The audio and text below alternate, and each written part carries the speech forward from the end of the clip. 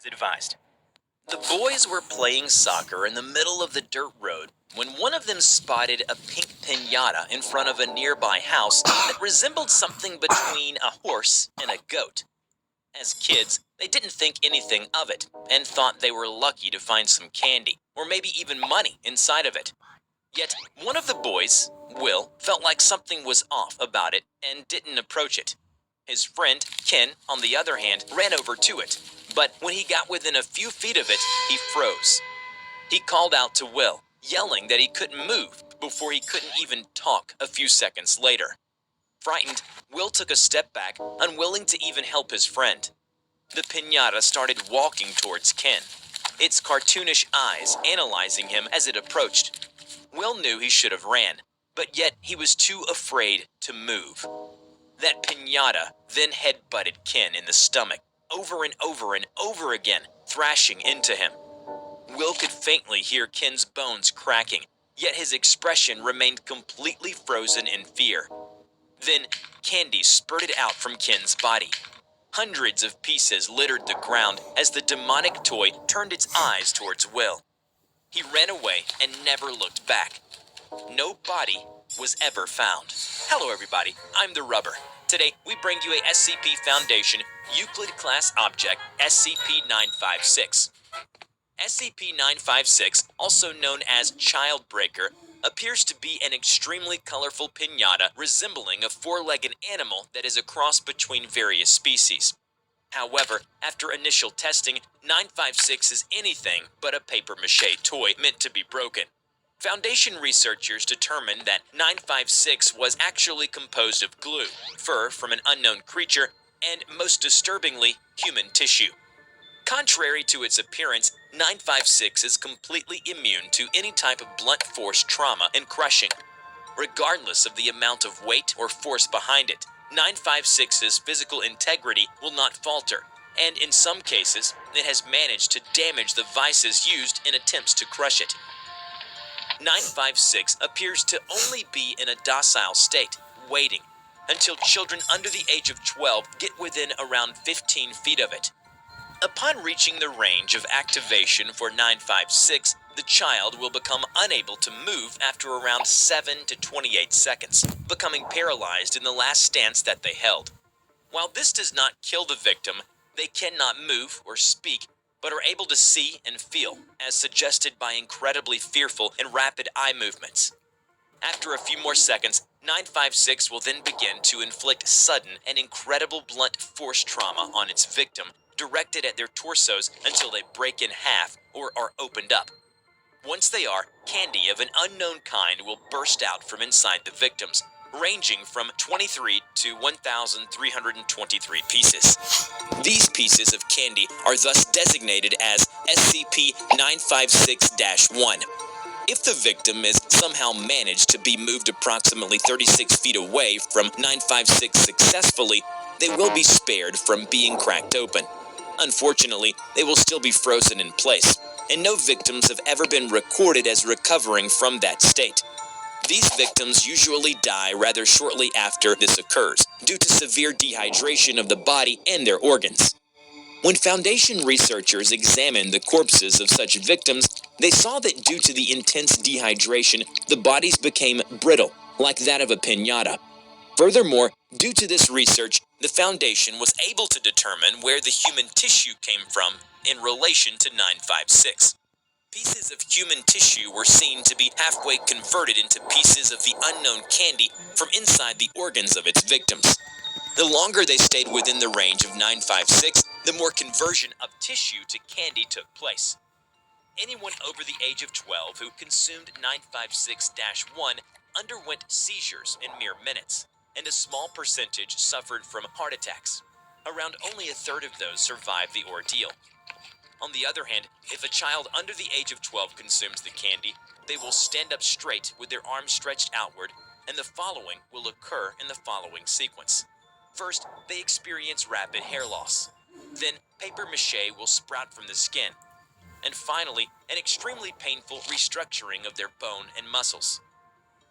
After an agonizing 9 minutes, the transformation will be completed, and the victim will then have become another instance of 956. None have survived the transformation, nor has anyone have had the transformation prevented once 956-1 has been consumed by a child under 12. Outside of testing, 956 has begun showing capabilities of locomotion, as observed in a security feed which shown that 956 was wandering around its cell, tracing the perimeter of the room. It did this for about an hour before staring at a spot on the wall. Review of the footage has shown that it was facing this wall after returning to docile state during previous tests. Dr. N, the researcher responsible for 956, realized a horrifying implication. After reviewing the footage, he ordered his assistant to keep watching over the live feed of 956's containment. "Keep your eyes on that thing. If it moves, call me immediately." He ejected the recording tape and hurried towards the site director's office. "Hello and good morning, sir. Forgive the lack of formality, but please allow me to get right to the point with 956. I believe, and with good reason, that the piñata should have its safe classification removed and have it be replaced with Euclid." The site director interrupted in the middle of his tea, said bewilderedly, "I would have preferred that you knock before entering next time, but for now, speak." "I think it's best that you see for yourself, sir." He handed the tape and the site director played it on his computer. "So it moves and stares at the wall. What about it?" Dr. N cleared his throat. "Sir, directly east of our current site is an elementary school. It was only about a few kilometers away. It sensed its victims and it's aiming for those kids." The site director pondered for a moment and then made a swift decision. All right. Access granted to change scp-956's classification from safe to Euclid effective immediately. Thank you, sir. As a preventative measure, 956 will be transferred to another site that is far enough from any school or playground. It was a precaution which relieved Dr. N greatly. Good call, sir.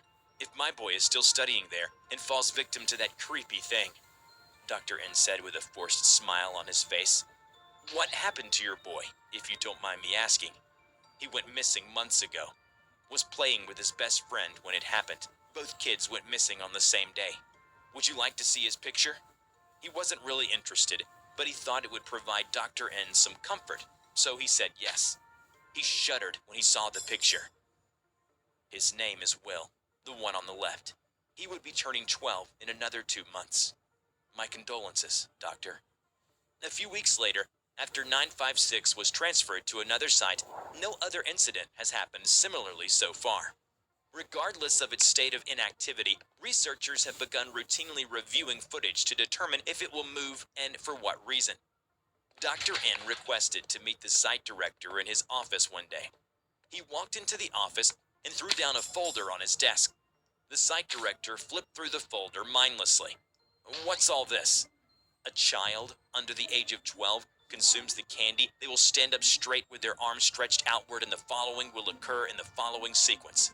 First, they experience rapid hair loss. Then, paper mache will sprout from the skin. And finally, an extremely painful restructuring of their bone and muscles. Yeah? What about it? How the hell do we know about this? What did we do that allowed us to find out the effect of those candies on a child? The site director took off his glasses, sighed, and rubbed at his temple. Answer me! And I thought you'd never find out. It was a few years ago when we heard about the piñata and went out to recover it. We got to the scene, but it was already too late for the other kid. Poor boy was killed by that damn piñata. We found your boy crying beside his friend. We took him back along with the SCP and the body of his friend. We detained Will for a few days for observation and would apply amnestic before sending him back. On the day of his release, he was sitting in the waiting room while procedures were underway. He was left alone there, and for some reason, some idiot who worked there had the funny idea of having a bowl full of those cursed candies on the desk. Any child wouldn't think twice to pluck one out without supervision, and he did. At this point, the doctor was already sobbing. When we're back to the room, he was already contorting on the floor. It was the last stage before he turned. There was nothing we could have done. I'm sorry. Dr. N broke down. He took out the picture of his son and mourned at the desk.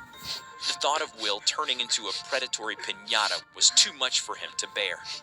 The doctor's son was gone, left only the memories of him in his mind, and the report of an anomaly acquired from his tragic death.